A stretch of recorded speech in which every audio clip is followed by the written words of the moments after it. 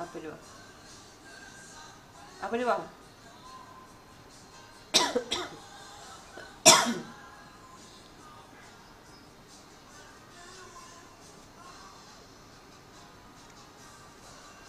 Bukan HQ lah. Yang lambat ni kat Johor. Kamu tak tahu kenapa Johor lambat sangat?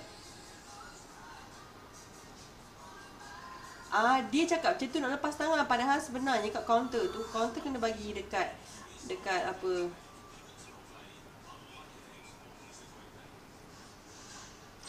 Okay, nanti kan ni. Kau dah bagi tahu.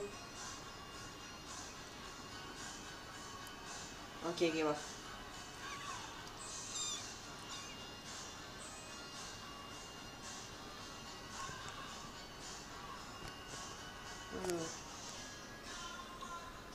Okay.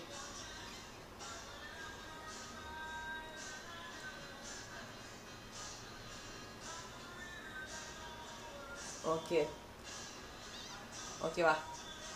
Sebab setahu kalau kita ada komplain dari kita, dia terus bagi feedback. Kan tahu kenapa yang Badariah tu macam ni pula kan?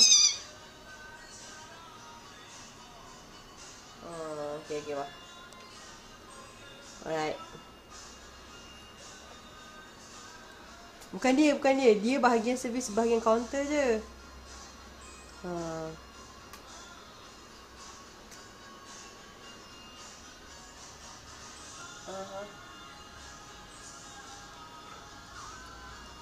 Yelah benda announcement JPN je lah.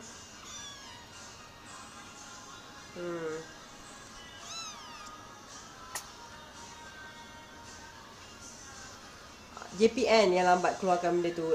Sebab itu Kamarul dia dah pergi JPN apa nak keluarkan JPN 10 tu. Dia nak